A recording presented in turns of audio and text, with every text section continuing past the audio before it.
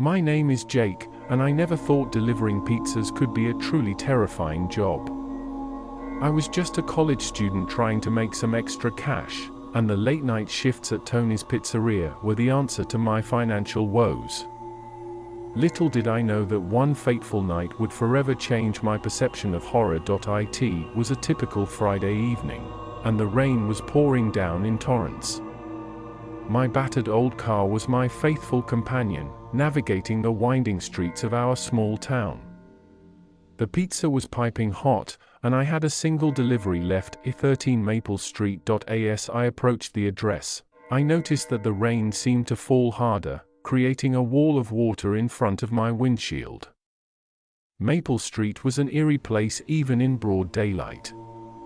It was a quiet cul-de-sac lined with tall, gnarled trees that seemed to reach out to one another, forming a sinister canopy above the road. The address led me to the end of the street, where a decrepit Victorian house stood, its windows boarded up as if trying to escape its own existence. This was the place.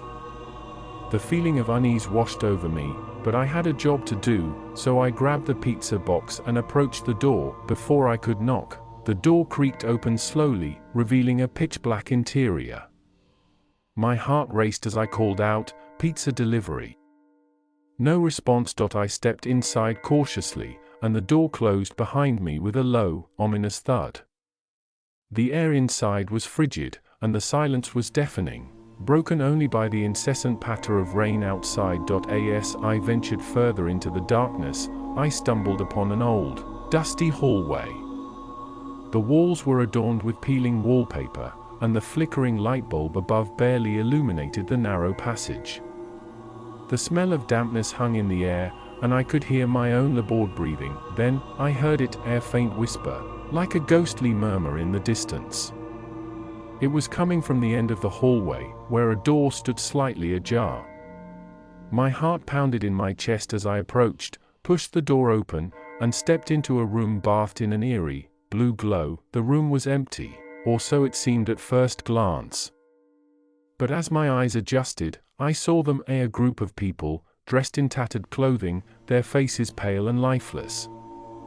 They were huddled together in a circle, swaying rhythmically, as if in a trance. I couldn't move, couldn't look away as I realized they were chanting in an unfamiliar language, their voices rising and falling in a haunting melody.